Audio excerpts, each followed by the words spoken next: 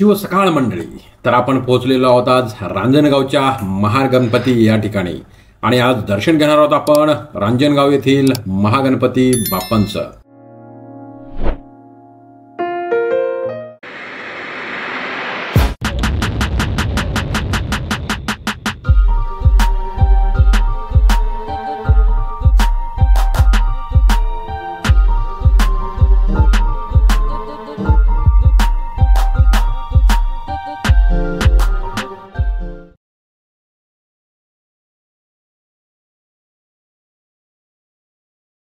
अष्टविनायकांपैकी चौथा गणपती म्हणून रांजणगावचा महागणपती ओळखला जातो।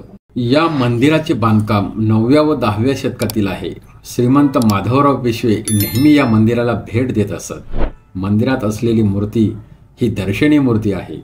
मूळ मूर्ती मात्र तळघरात आहे असं म्हटलं जातं।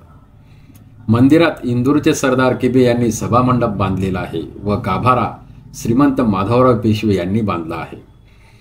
शिंदे, होळकर आदी सरदारांनीही बांधकामासाठी इनामाच्या स्वरूपात मोठे सहाय्य दिले आहे। माधवराव पेशव्यांनीच या मूर्तीसाठी तळघर बांधले आहे असे म्हटले जाते आणि येथील या मंदिराच्या परिसरात आपल्याला सुंदर असे हे महाभारतातील देखावे पाहावयास मिळतात। त्रिपुरासुराचा वध या गणपतीने केला अशी आख्यायिका सांगितली जाते आणि हमखास हा गणपती नवसाला पावतो असंही म्हटलं जातं।